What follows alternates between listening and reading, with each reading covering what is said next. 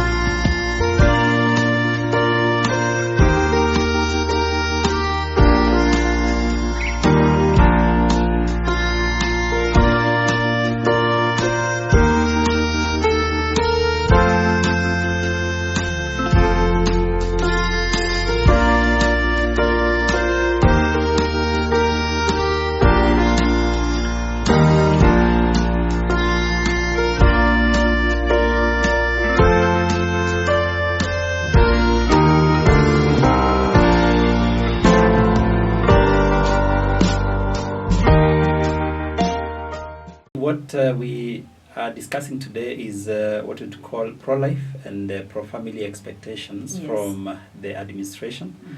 And ideally, we are at an interesting time in the sense that we are in a transition of the previous government and the new government that is coming in place soon enough after the cycle of the previous government that has been in place from 2017 with the new president now. Of course, everybody is clamoring for attention to say that this is what we'd want the government to take focus on. And for us as pro-lifers and for people who love the family, we also would want to bring attention to the new government on a few things, especially matters concerning pro-life, matters concerning protection of life, matters concerning protection of the family institution. Yes. For the reason that, of course, we are aware that, as I said, we're living in interesting times when there is a lot of noise, a lot of clamoring, lobbying by not only organizations in the country, but also at an international level. It's only recently, in the month of June, that in America we heard about the overturning of the case of Roe versus Wade, one of the foremost judicial decisions which had turned the culture in America about the legalization of abortion, which happened in 1973. There have been previous attempts. In 1982, there was the case of Casey versus Planned Parenthood Federation, in which the Supreme Court had been called upon to see whether to overturn the case of Roe versus Wade. But in 1982, the Supreme Court didn't.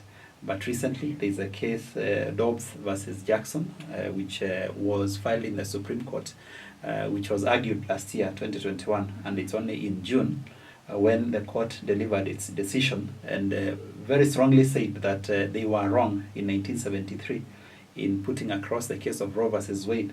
And therefore, for those of us who've listened to the international media, there has been hue and cry, especially from what people call themselves the pro-choice, who've been saying that it was wrong for the Supreme Court to overturn Roe versus Wade.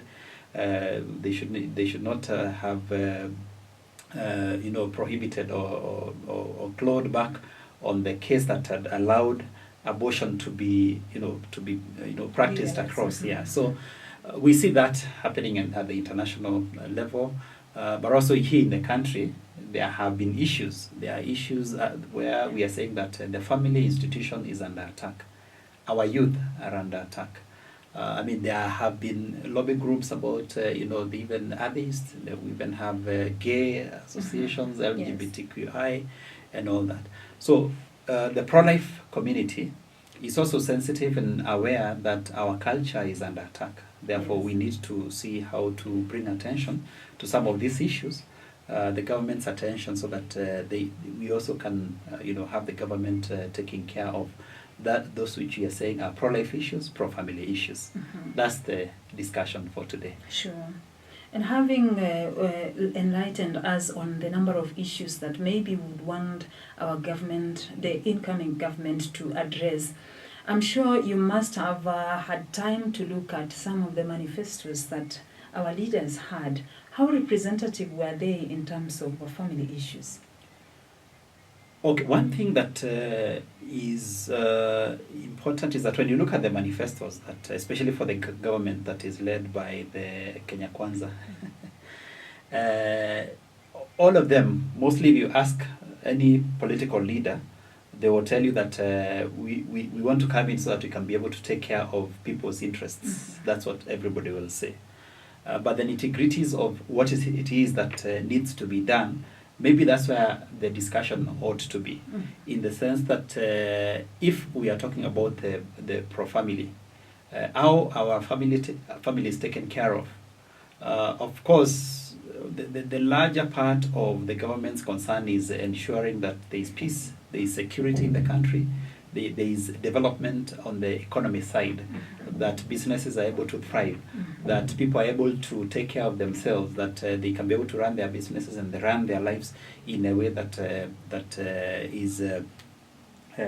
is promoting of the family. But then the question may be the issues that fall through the cracks. For example, we talk about population.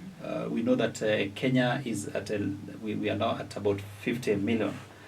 Now, when you look at the way government runs its concerns through the ministries that concern the various aspects, for example, the ministry that is in charge of issues that touch down on the family institution or pro-life issues, the question then may be, even if the manifesto may not speak specifically on the specific issue, then where we are at as individuals, as pro-lifers, how do we elevate those issues to a level whereby the government can say, yes, we can fit this into the program?